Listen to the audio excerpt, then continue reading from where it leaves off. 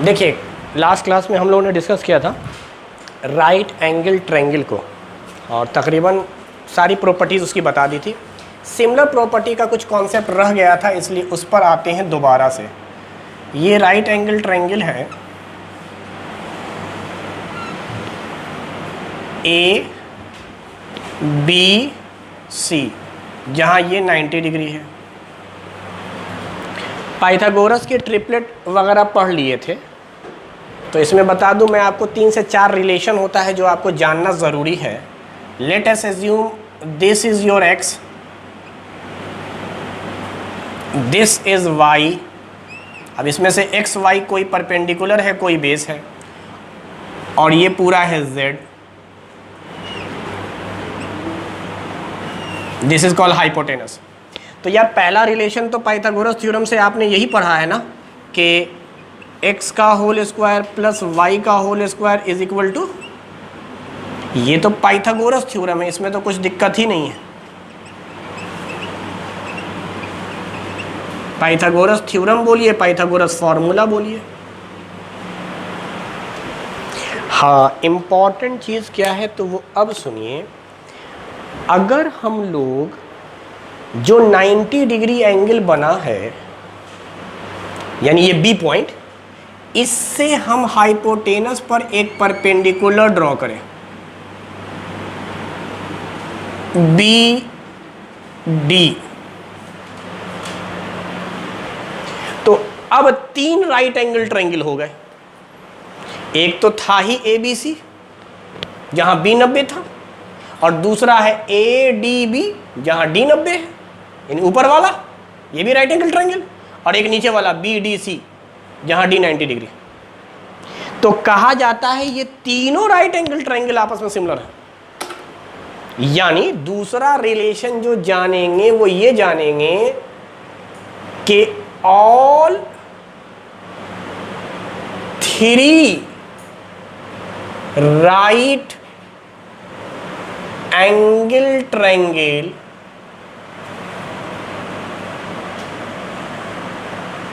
Are similar. तीनों के तीनों आपस में सिमिलर हैं, मतलब समरूप है, एक जैसे, आर सिमिलर। अच्छा, थोड़ी सी बातचीत कर लेते हैं, उसके बाद वो लिख भी देंगे कि सिमिलरिटी लिखने का तरीका क्या है। इस वाले एंगल को मैंने नाम दे दिया, लेट अस अज्यूम अल्फा। इस वाले को नाम दे दिया बीटा। तो तुमको पता है अल्फा प्लस बीटा 90 होना है, क्योंकि ये ऊपर वाला ट्रायंगल देखो राइट एंगल ट्रायंगल है, जिसमें डी 90 था अकेला।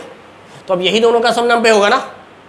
यानी ये बात तो क्लियर हो गई कि अल्फा प्लस बीटा 90 डिग्री होना है, या यूं समझा जाए alpha and beta are acute as well as complementary angle. जिन दो एंगलों का सम 90 होता है उसको कॉम्प्लीमेंट्री एंगल कहते हैं, और हर एंगल 90 से कम है इसलिए एक्यूट कहते हैं। तो अल्फा बीटा आपका कॉम्प्लीमेंट्री भी है, एक्यूट भी है। ऊपर वाले ट्रायंगल से दिख रहा है ना, ये 90 है तो यही दोनों का सम 90 होगा, टोटल मिला के 180। अब ध्यान से देख, ये पूरा बी 90 है क्या, और तू लिखा है कि बीटा में क्या जोड़ेंगे कि 90 होगा, अल्फा। इसका मतलब ये अल्फा है तो ये भी अल्फा है, मतलब जितना डिग्री ये उतना ही डिग्री ये। अल्टरनेट एंगल का सिस्टम यहां पे चलेगा। कई बार एंट्रेंस एग्जाम में पूछता है ये वाला एंगल देकर ये वाला एंगल, तो बड़े आराम से निकाल लेना यार। ये 90 है तो तुम ऐसे भी, अगर रिलेशन ना भी याद हो तो निकाल सकते हो। ये 90 है और ये एंगल मान ले 40 है, मिसाल के तौर पर बोल रहा हूँ, 40 है तो क्या ये 50 होगा। अब सोच, ये दोनों मिलाकर 90 है, ये 50 है तो ये 40 निकलेगा ही। अगली बात, फिर उसी तरीके से इस नीचे वाले राइट एंगल ट्रायंगल में डी 90 है, तो गोया ये और ये मिलाकर 90 होना है। तो अगर ये अल्फा है तो ये वो अल्टरनेट एंगल का कॉन्सेप्ट। ये अल्फा, ये बीटा, बीटा को छोड़ेंगे फिर अल्फा, बीटा से चल, बीटा के बाद अल्फा को छोड़ेंगे बीटा, यानी अल्फा बीटा, बाकी ये 90-90। समझ पा रहा नहीं समझ पा रहा? अरे ये एंगल समझ आ गया? अब जब ये एंगल समझ में आ गया तो अब लिखेंगे सिमिलर ट्रायंगल। लिखने का तरीका क्या है? ट्रायंगल ए बी सी, ऊपर वाला ट्रायंगल देख, ए के बराबर ए था कॉमन, पूरे में भी ए है और ऊपर वाले में भी ए। अच्छा, पूरे वाले में बी 90 है, ऊपर वाले में डी 90, ऊपर वाले में डी 90।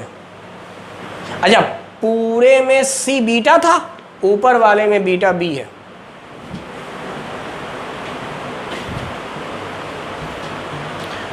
फिर ये सिमिलर का साइन है, जो उर्दू में मद वाला साइन होता है उसी को सिमिलर साइन कहते हैं। नीचे का लिखना है, नीचे का। तो नीचे अल्फा कौन बना रहा है? बी। ए था ना यहाँ पहला, अल्फा ए बना रहा था, ऊपर वाले में भी ए अल्फा बना रहा था, नीचे वाले ट्रायंगल में यही अल्फा बना रहा है बी। अच्छा, पूरे में बी था 90 डिग्री, यहाँ डी था 90 डिग्री, यहाँ पर भी डी होगा 90 डिग्री। अच्छा, सी जो था वो बीटा एंगल बना रहा था, ऊपर वाले में बी बीटा बना रहा था, यहाँ सी बीटा बनाएगा। तो ये सिमिलर लिखने का तरीका हो गया कि सिमिलर ट्रायंगल इस तरह से लिखे जाते हैं क्योंकि एंगल कॉरस्पॉन्डिंग आपस में इक्वल होते हैं। कितनी बात हो गई? अब आते हैं फॉर्मूले पे। ये तो सिर्फ इस स्टेटमेंट का मतलब लिखवाया कि तीनों आपस में सिमिलर थे, तो यहाँ सिमिलर दिखलाया, बाकी एंगल का कॉन्सेप्ट दिखलाया, और वो पाइथागोरस। यानी यहाँ तक चीज़ें बहुत सिंप्लीफाई हैं, ज़्यादा मुश्किल नहीं है। हाँ, रिलेशन जो आपको जानना है, जिस पर आप चाहें तो स्टार लगा सकते हैं, ये इम्पॉर्टेंट फार्मूला है और ये आपको जानना चाहिए। वो ये है कि ये जो BD की लेंथ है इसको मैंने नाम दे दिया P, इस डिस्टेंस को, और ये जो टुकड़ा बना है AD और DB का, इसको मैंने दे दिया ऐसे ही Q और R। ये Q और R मिलेगा तो Z बनेगा। तो रिलेशन ये है P का स्क्वायर इन दोनों के प्रोडक्ट के बराबर होता है, यानी ये जो वैल्यू आवेगा P स्क्वायर वो इन दोनों के प्रोडक्ट के बराबर होगा, Q इंटू R के। Z के बराबर नहीं होगा, याद रखेंगे। Z क्या है? बेसिकली इन दोनों का सम है, तो Z के बराबर नहीं होगा, प्रोडक्ट के बराबर होगा, Q इंटू R। जबकि हमें ये बात अच्छे से पता है कि Q प्लस R की वैल्यू को हमने Z नाम दिया है।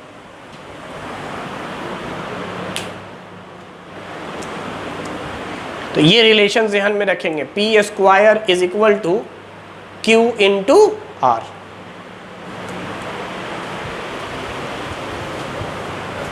ठीक। और आखिरी रिलेशन जो आपको जहन में रखना है वो ये है कि अगर हम पाइथागोरस थ्योरम के रेसिप्रोकल को ले लें, भाई direct X square direct Y square लेते तो क्या आता? Direct Z square. रेसिप्रोकल लेकर जोड़ोगे बेटा तो पी स्क्वायर आवेगा,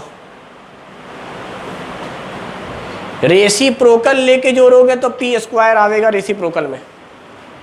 तो ये रिलेशन ज़हन में रखिएगा। चौथा और पांचवा इस पे स्टार लगा देते हैं, यही इंपॉर्टेंट है, बाकी चीज़ें तो आसान थी, बाकी चीज़ें काफ़ी सिंप्लीफाई थी।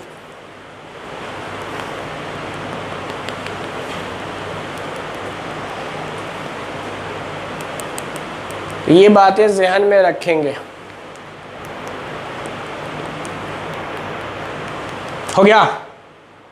चलिए अब मैं आपको क्वेश्चंस करवा देता हूँ, ख़ास तौर से राइट एंगल ट्रायंगल से रिलेटेड जो मैंने इधर पढ़ाया था।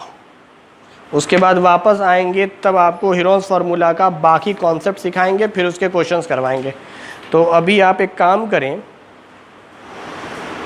ट्रायंगल्स के नाम का शीट होगा आपके पास, एलमेचीवर का जो शीट मिला है पैकेज उसको खोलिए, उसमें ट्रायंगल्स के नाम का चैप्टर है उसमें क्वेश्चन नंबर 28 बना के बताइए, 28।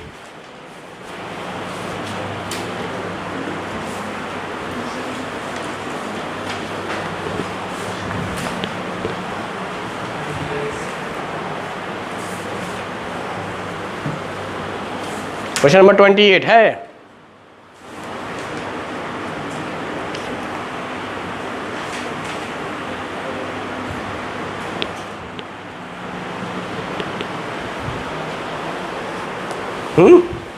मिला नहीं मिला? In the figure shown AD is the altitude to the hypotenuse of right angle triangle ABC, then which of the following statement is true? है, मिला?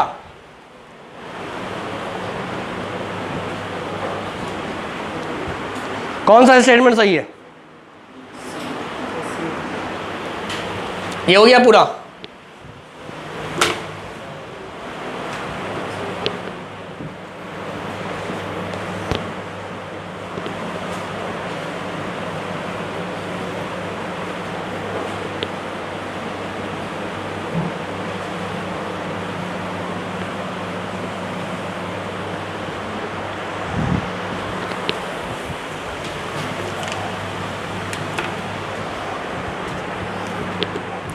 क्वेश्चन नंबर 28 में लिखा हुआ है, ये एक फिगर है, ABC एक राइट एंगल ट्रायंगल है और राइट एंगल A पर है, और हाइपोटेनस पर A से एक एल्टीट्यूड ड्रॉ किया गया है। एल्टीट्यूड का मतलब परपेंडिकुलर, AD नाम का। तो कह रहा है इनमें से कौन सा स्टेटमेंट सही है। पहला स्टेटमेंट जो है वो ये है, BD का square is equal to AD into CD। दूसरा स्टेटमेंट कह रहा है AD square is equal to BD into CD। और तीसरा स्टेटमेंट कह रहा है AB square plus CA square is equal to BC square. ये हमारे पास फिगर है और ये स्टेटमेंट है। बताइए कौन सही है कौन गलत है? बोले कौन सा स्टेटमेंट सही है? BD का स्क्वायर बराबर AD इंटू CD, ये स्टेटमेंट गलत है। क्योंकि रिलेशन जो होना चाहिए था वो ये होना चाहिए था कि AD का जो स्क्वायर होगा वो बराबर होगा किसके? BD into. अगर आप BD स्क्वायर करना चाह रहे हैं तो इसको उठाकर यहाँ ले जाएंगे, अगर हम करना चाह रहे हैं तो। बस रिलेशन पता होना चाहिए किसके किसके बीच में है। BD स्क्वायर निकालना था तो BD बराबर यहाँ पर जाएगा तो क्या कहलावेगा? अरे भाई ये रिलेशन तो पता ही है ना, ये स्क्वायर इन दोनों के प्रोडक्ट के बराबर होता है। तो अगर मान लो हम पहले स्टेटमेंट को समझना चाह रहे हैं तो BD बराबर आप क्या लिख सकते थे? AD स्क्वायर डिवाइड बाई, अब इसका स्क्वायर का मतलब हुआ ये अगर स्क्वायर हो गया तो यहाँ पावर 4 और यहाँ पावर 2। तो ऐसा कुछ रहता तो ये स्टेटमेंट सही माना जाता, BD स्क्वायर बराबर। लेकिन यहाँ तो बिल्कुल गलत दिया इसलिए नहीं होगा। ये स्टेटमेंट सही है, यही वाला है, AD square is equal to BD into CD। यही वाला स्टेटमेंट जो उस फिगर को मिटा दिया मैंने, उस फिगर के हिसाब से बनाया था तो ऐसा ही आया था। आगे कह रहा है AB का होल स्क्वायर, CA का होल स्क्वायर, यही है परपेंडिकुलर बेस 90 डिग्री बना रहा है, इज इक्वल टू पाइथागोरस। ये भी सही है।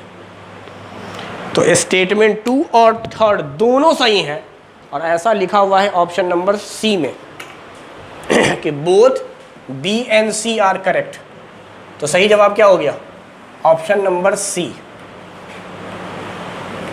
दोनों स्टेटमेंट सही हैं, सेकंड नंबर और थर्ड नंबर वाले। आगे आते हैं। अब आगे जो है मैं ढूंढ कर पहले राइट एंगल ट्रायंगल के ही क्वेश्चंस करता हूँ। चलिए, क्या आपके पास मिसलेनियस प्रॉब्लम करके क्वेश्चन नंबर 41 है क्या? 41 नहीं है? 41 है क्या? नहीं है। चलिए खैर, तो आप ऐसा मानिए कि ये फिगर है दोबारा से,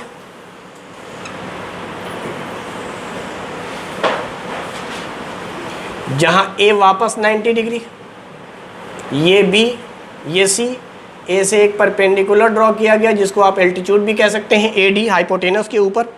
कह रहा है कौन सा स्टेटमेंट सही है, triangle B A D and triangle C A D are similar.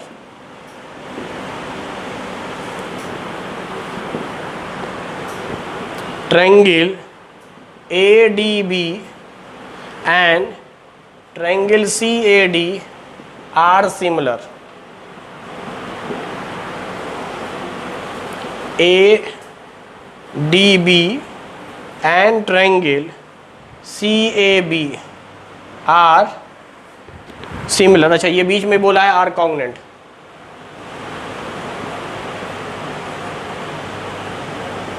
और तीसरे में फिर से बोला है आर सिमिलर।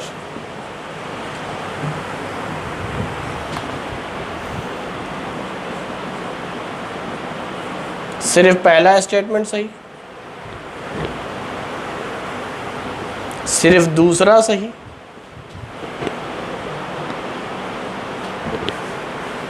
सिर्फ तीसरा सही,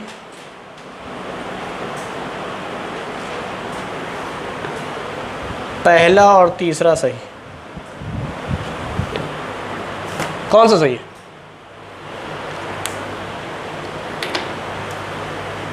हाँ? कौन सही है?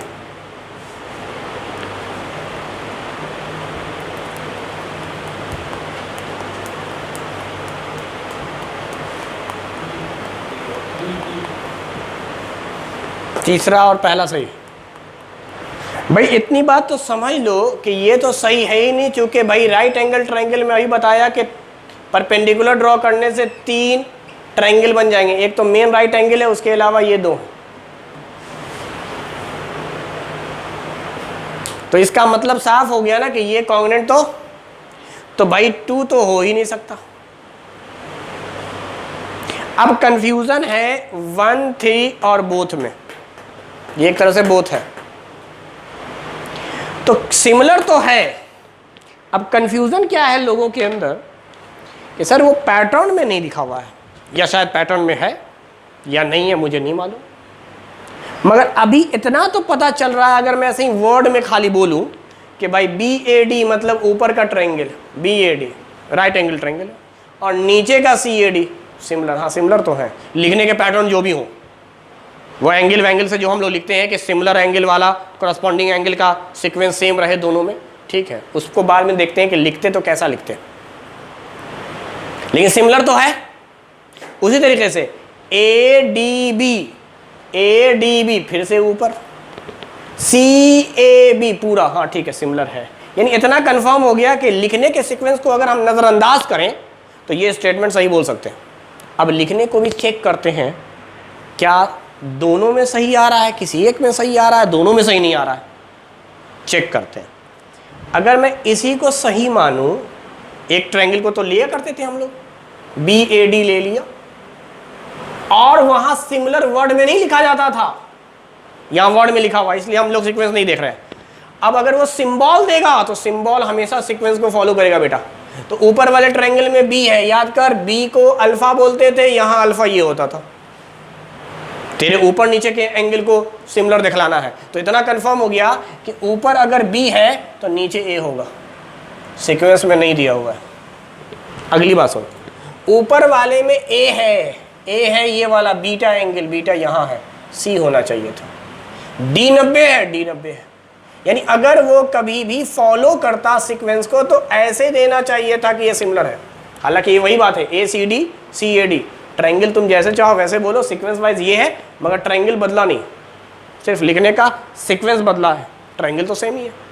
चलो आखिर वाला भी चेक करते हैं।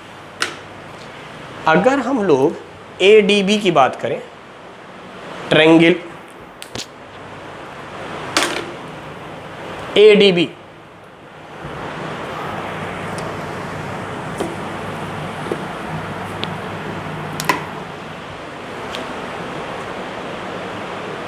ADB एक ट्रायंगल तो ऐसे ही ले लिया करो, ए डी बी का मतलब हो गया ऊपर वाला, ए डी बी, ठीक है। और पूरा लेना है पूरा, तो भाई बी तो कॉमन ही है, तो आपने क्या लिया, ऊपर वाले में ये लिया, तो पूरे वाले में सी लीजिएगा। अच्छा, डी 90 डिग्री है, पूरे वाले में ए 90 होगा, ऊपर वाले में बी था, दिस इज अल्फा, और पूरे में भी तो ये अल्फा ही होगा। भाई ये एंगल तो कॉमन है, ऊपर वाले में भी और पूरे में भी, तो ये आया सीक्वेंस के हिसाब से। क्या यही दिया हुआ है? गौर से देख, अरे बोल रहे भाई, तो अगर हम सीक्वेंस को फॉलो करें बेटा तो सी बोलेंगे, ओनली सी। सीक्वेंस को अगर हम फॉलो करें तो, और अगर हम सीक्वेंस को फॉलो ना करें तो, अरे बोलना क्या बोलेंगे? तो इस बात पे खास तवज्जो देना है।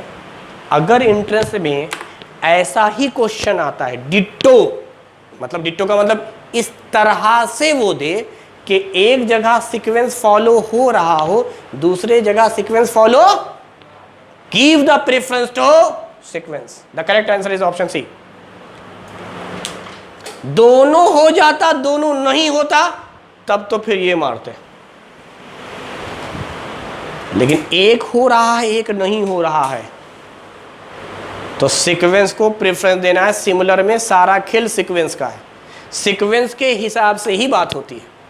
इसीलिए मैंने कहा शुरू में लफ्ज को अगर हम पकड़ें तब तो आप कह सकते हैं 1 और 3 दोनों सही है, चूंकि 3 पे स्टेटमेंट यही लिखवाई, इसलिए मैंने स्टेटमेंट के बाद आज सीक्वेंस पढ़ाया तीसरे नंबर पे। सिर्फ स्टेटमेंट पे नहीं जाना कि सिमिलर है, वो तो है ही, 3 राइट एंगल ट्रायंगल बनेंगे, तीनों सिमिलर है, बट प्रेफरेंस देख, प्रेफरेंस किस बेस पर देखेंगे? सीक्वेंस के बेस पर। एक जगह सीक्वेंस फॉलो नहीं हुआ, दूसरी जगह अगर दोनों में सीक्वेंस फॉलो होता तब तो ये मारते, दोनों में नहीं होता तब भी ये मारते।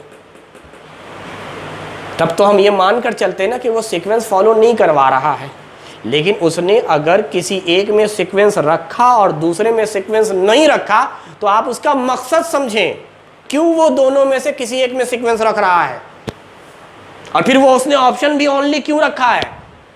क्योंकि वो असल में कॉन्सेप्ट पे जा रहा है, और कॉन्सेप्ट ये है सिमिलर का कि सीक्वेंस फॉलो किए जाएंगे, उसको आप नज़रअंदाज नहीं कर सकते। इसीलिए इस क्वेश्चन का सही जवाब डी नहीं है बल्कि सी है। क्या बात समझ में आई? नहीं आई? अरे बोलना भाई, आ गया? सीक्वेंस हमेशा फॉलो किया जाएगा सिमिलर ट्रायंगल में।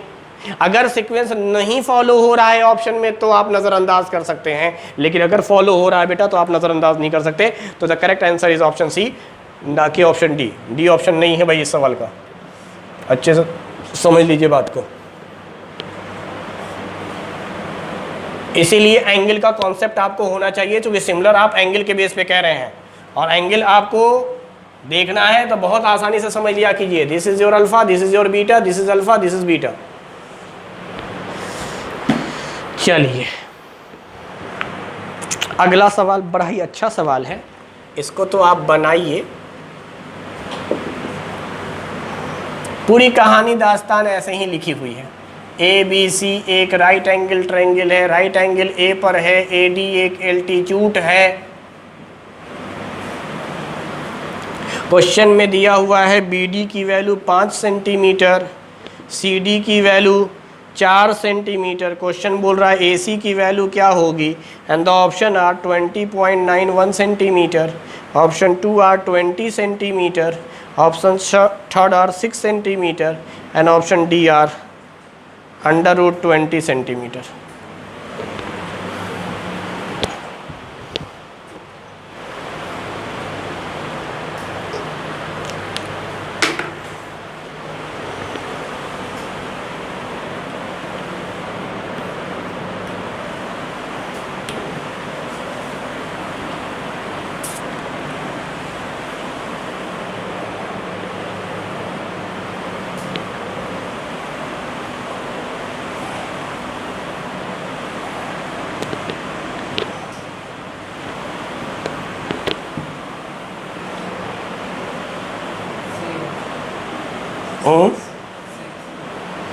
6 सेंटीमीटर, ऑप्शन नंबर सी।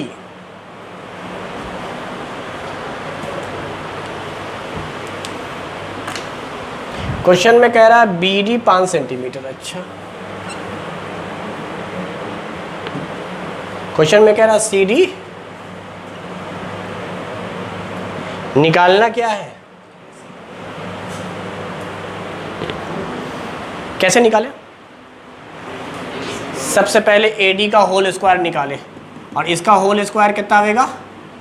तो इसका मतलब √20 आ गया ये AD। भाई ये पढ़ाया गया, इसका होल स्क्वायर इन दोनों प्रोडक्ट के बराबर होता है। तो भाई इसका जब होल स्क्वायर इन दोनों के प्रोडक्ट के बराबर होता है तो प्रोडक्ट पे रूट लगा दो तो इसकी वैल्यू आ जाएगा, स्क्वायर उधर जाकर रूट हो जाता है। तो AD की रियल वैल्यू क्या आ गई? √। अच्छा, अब सोच ये निकालना है इस ट्रायंगल के लिए, क्या ये हाइपोटेनस है? सोच के देख, 90 डिग्री के ठीक सामने दिस इज कॉल्ड, तो इसका मतलब इसका होल स्क्वायर दैट इज 20, √20। तो AD की वैल्यू है, AD का स्क्वायर करने को बोल रहा हूँ।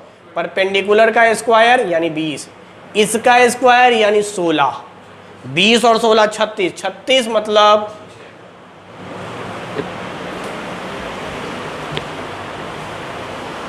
ना समझ पाया?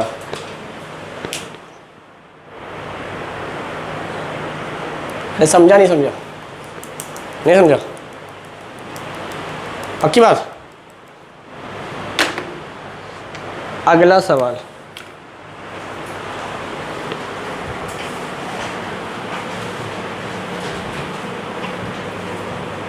सिमिलर ट्रायंगल, सॉरी सिमिलर कर रहे हैं, राइट एंगल ट्रायंगल से तकरीबन रिलेटेड लास्ट क्वेश्चन ये है।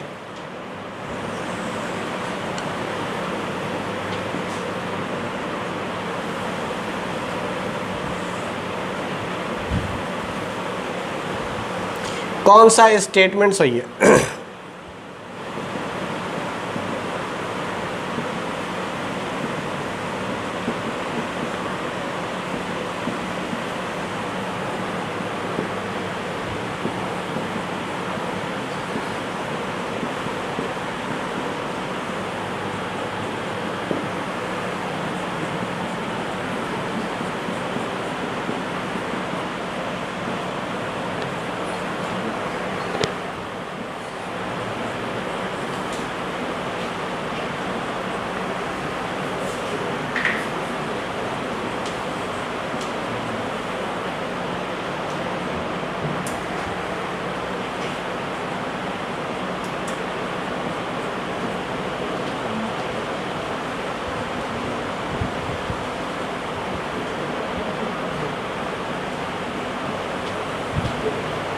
जल्दी से बोलो।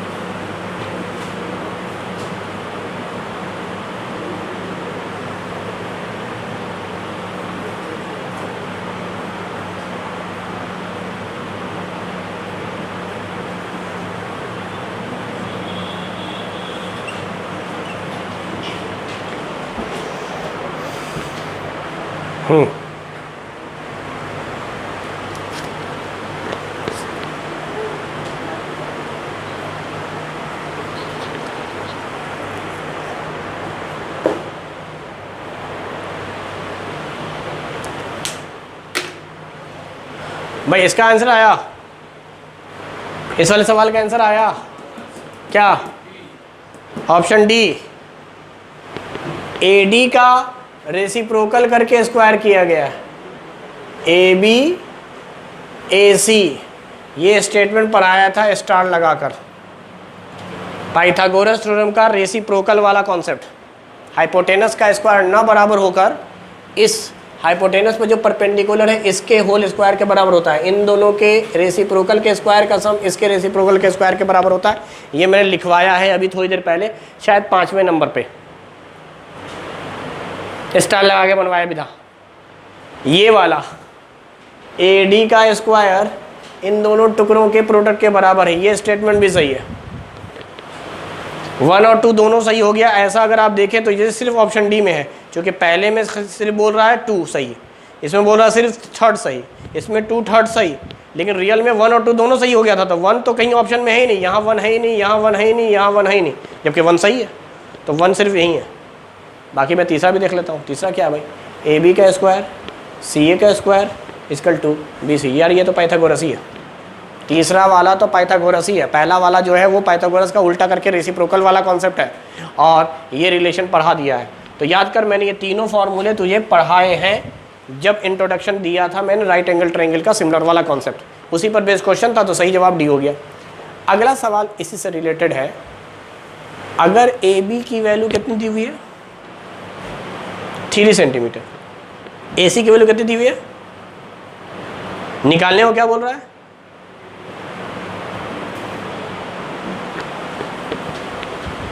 निकाल सकते हैं?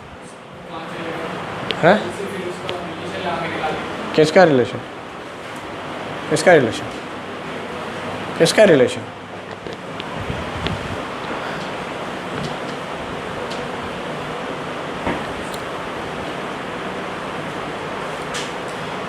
एक बेवकूफ लड़के ने कहा कि सर ये 5 हो जाएगा, ये मतलब BC।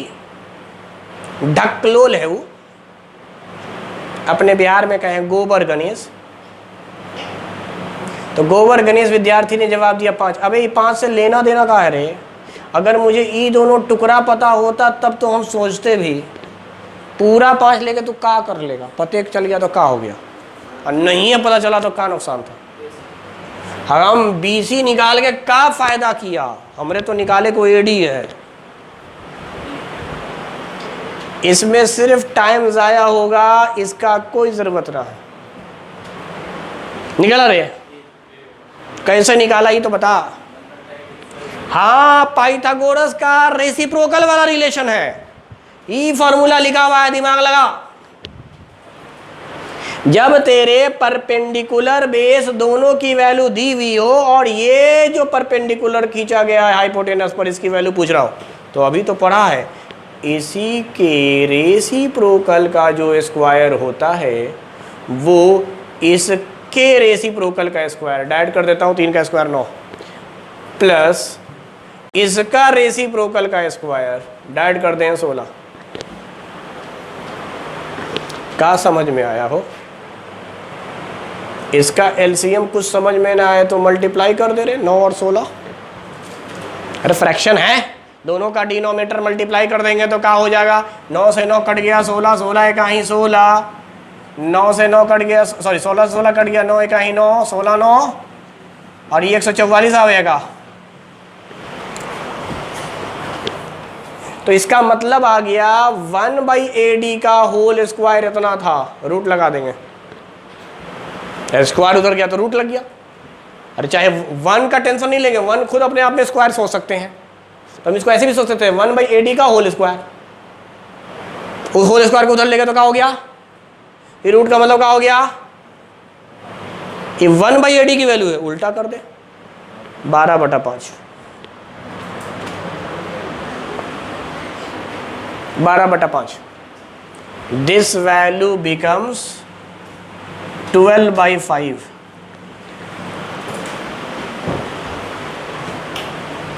हाँ ना बोल भाई, नहीं समझा, ये बात समझा नहीं समझा? क्वेश्चन काफ़ी आसान दे दिया था, अब यहीं पे थोड़ा सा और मुश्किल तरीन बात सोचना शुरू करते हैं, करें?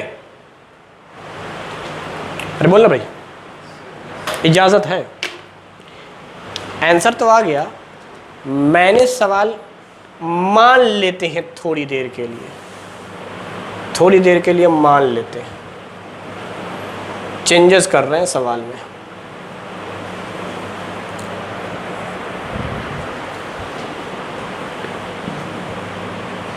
चलो भाई, अब ये सब ऑप्शन भी हटा देते हैं। हमारे पास ये फिगर है एक, और सवाल पूछा जा रहा है BD की वैल्यू कितनी होगी, या सवाल पूछ लिया जाता खाली CD की वैल्यू कितनी होगी। वैसे तो कोई एक ही मैं पूछूंगा, BD या CD। अब कैसे बनेगा?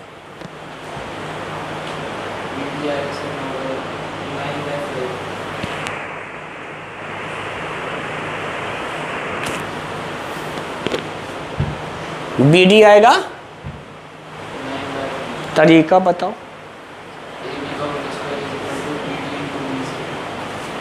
AB का whole square is equal to BD का होल स्क्वायर।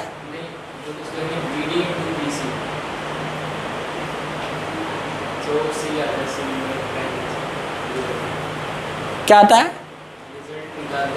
हाँ बोल बोल बोल, मुझे सिखा भाई। AB का whole square is equal to BD into BC। पूरा BC। अच्छा खैर, बाकी लोग निकाल अपना अपना, इसको कह दे मेरी स्टूडेंट है ना रे, मेरी स्टूडेंट है ना थे। कब से? 8वीं से। इसकी बात का बुरा मत बात, जैसे बदला ही तो हम दोनों में चलता रहता है। आपस में अपना अपना कॉन्सेप्ट लगा के निकालिए, इसकी बात छोड़िए।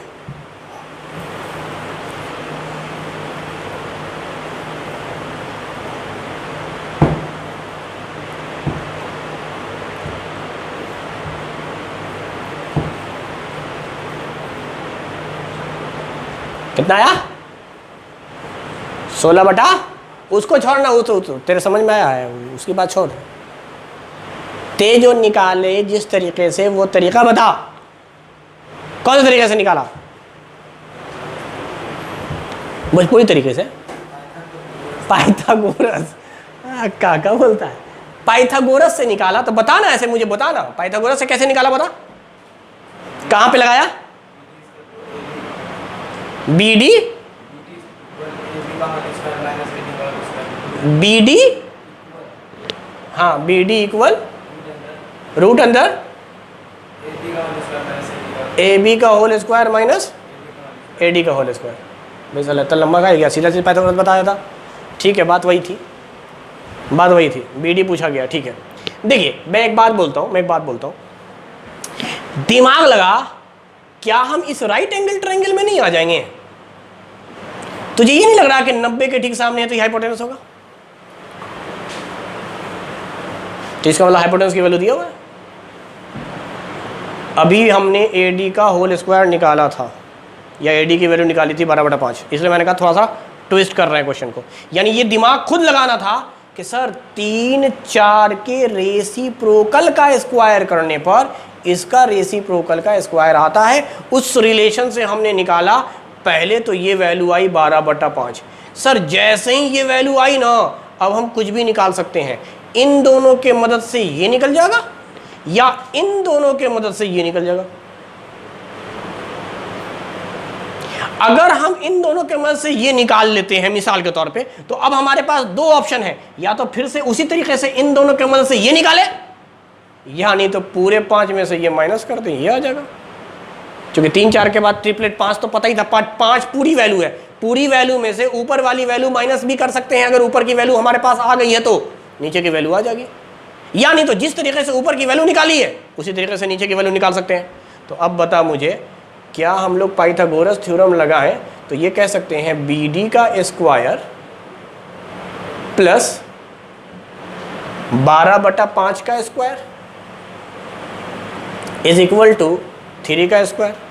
मैं ऐड कर दिया, इसका होल स्क्वायर प्लस इसका होल स्क्वायर। इसका होल स्क्वायर क्या आता है? 12/5 का स्क्वायर। अरे 12 का स्क्वायर 144, 5 का, तो जब था BD स्क्वायर यहीं पे रहने दे, 9 माइनस 144 बटा, अच्छा 25 को 9 से गुना करने को कहा जा रहा है ना, तो 25 नंबर कितना होगा 225, उसको माइनस कर दे कितने से, नीचे 25। अच्छा 225 में से 144 गया, कितना बचा, अरे घटा ना भाई, 5 में से 4 गया कितना, तो अभी बता 22 में से 14 गया 6, और रूट लगा देंगे ना रे, बी डी की बात हो रही है, तो बी डी बराबर क्या आ गया बेटा, बी डी बराबर क्या हो गया बेटा, कैसे निकाला था, ऐसे निकाला 16/5 कैसे आ गया तेरा, सी डी की वैल्यू निकाला था, तेरे से क्या पूछा था,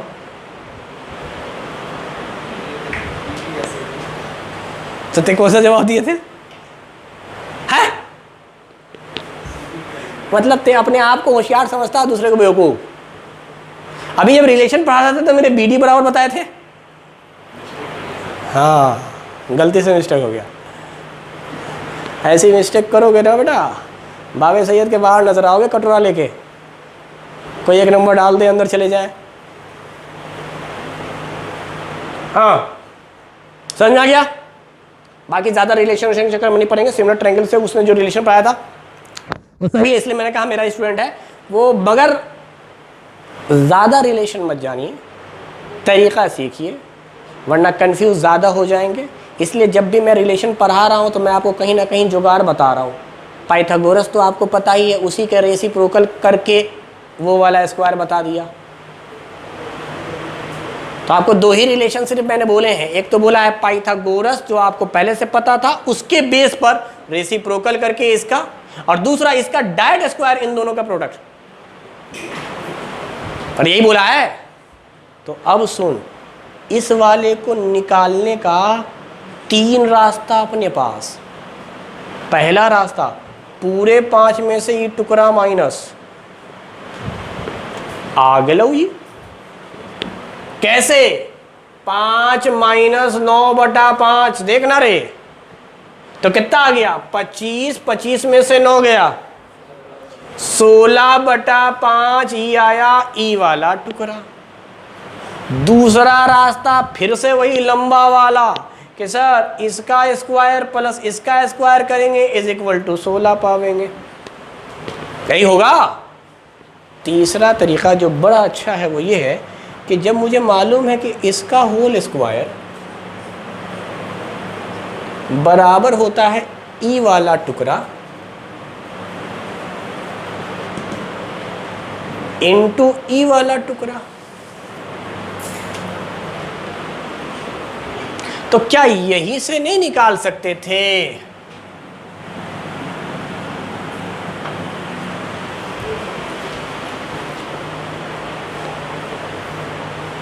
अरे बोलो, एक बार बोलेंगे, सुन लीजिए, और अगर मुमकिन हुआ तो दिमाग में बैठा लीजिए, और नहीं तो भूल जाइए। कहियो कोई बेवकूफ़ आदमी बोला था कोई बात, सुनेगा, जुगाड़ पढ़ा रहे हैं, जुगाड़। ये कितना था रे, ये कितना था रे, बोल जल्दी से, ये कितना था रे? अगर ई वाला टुकड़ा बोलेगा 3 का स्क्वायर बटा 5, ई बोलेगा तो 4 का स्क्वायर बटा 5, खत्म आंसर। हमने तो पहले ही पता था। 4 के सामने स्क्वायर करके 5 से भागा, 3 के सामने स्क्वायर करके 5 से भागा, आंसर चुटकी में आंसर। जो टुकड़ा निकालना मुश्किल तरीन हो रहा था, टुकड़ा निकालना सिखाया। टुकड़ा नीचे तो टोटल 5 रहवे करेगा, इसका बस स्क्वायर, 3 का 9, 9/5, 4 का 16/5, आंसर। बाकी ज़्यादा ट्रिक नहीं, इतना काफ़ी, फिर बदहजमी हो जाएगी फिर, इसलिए एक बार बोला, बस एक बार बताएंगे। बाकी तरीका आपके पास है, आप तरीके से बनाइए, वो ज़्यादा बेहतर है। जो इनिशियल फार्मूले हैं जो ज़रूरत के हिसाब से, वो तो खैर आपको पता होना ही चाहिए। बाकी टुकड़ा उकड़ा निकालना बहुत आसान होता है अगर आपके पास परपेंडिकुलर और बेस दिया रहता है तो। क्या यहाँ हो गया? तो राइट एंगल ट्रायंगल से रिलेटेड ऑलमोस्ट जितने क्वेश्चन थे शीट में या जो हो सकते थे प्रोबेबल, वो मैंने बता दिए।